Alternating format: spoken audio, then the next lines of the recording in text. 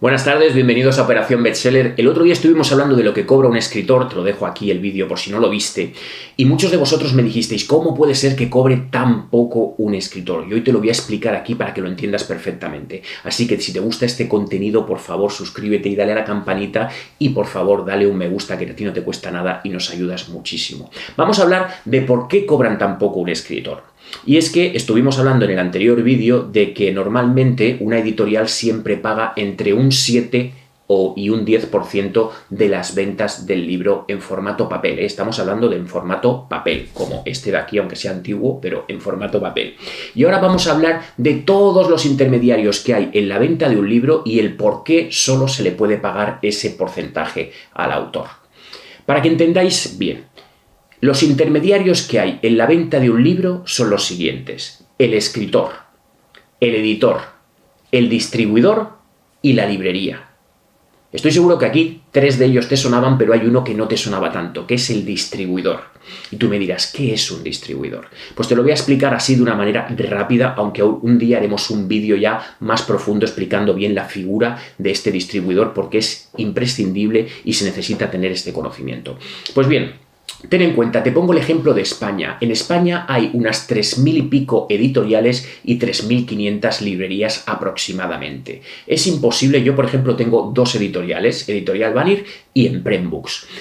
Si yo tuviese que ir a las 3.500 librerías que hay en España, sería imposible. ¿Cómo voy a ir yo a Madrid, a Andalucía, a Galicia, a Valencia, a todas las partes de España presentando las novedades que estamos haciendo cada mes? Sería un auténtico caos. Además, tendría que enviar a las 3.500 librerías, facturar a las 3.500 librerías, sería logísticamente y administrativamente un auténtico caos. Por eso se creó la figura del distribuidor.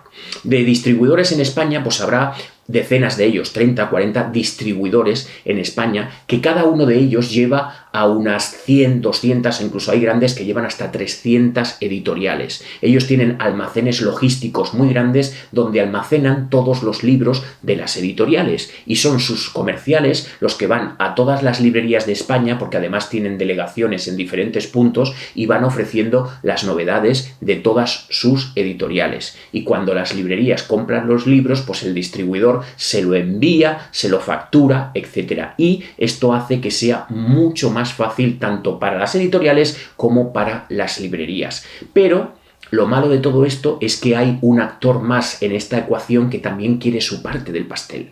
Entonces, vamos a ver cómo se reparte este pastel que hemos dicho. Cuando tú compras un libro, ¿quién se queda con ese dinero?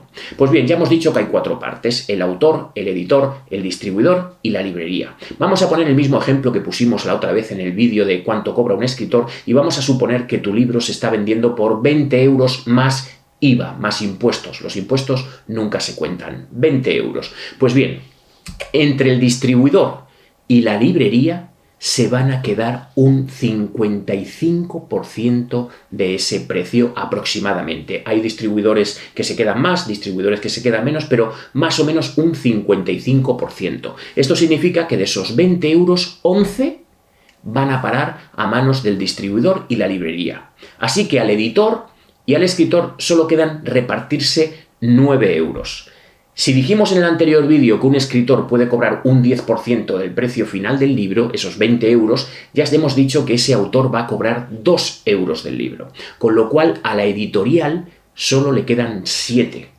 Y tú dirás, ostras, pero aún así es mucho más que el escritor. Ya, pero es que de esos 7 euros tiene que pagar imprenta, corrección, maquetación, diseño, promoción, todo. Y además pagarlo todo por adelantado, pagar miles de euros a la imprenta, al corrector, al maquetador, pagar a todo el mundo y luego empezar a recibir poco a poco las ventas del libro para ver si recupera ese dinero y si gana algo, porque ya te digo que en muchas ocasiones no se gana dinero porque has invertido más de lo que luego recibes. Así que a la editorial, si le quitas los costes de imprenta, que de cualquier libro puede ser 3 euros, dependiendo del número de páginas, dependiendo de todo, pero puede ser 3 euros, 4 euros, 2 euros y medio, ya le quitas eso, le quitas la corrección, le quitas la maquetación, le quitas todo y apenas tiene margen. Por eso no se puede pagar más a un escritor en la venta del libro en papel.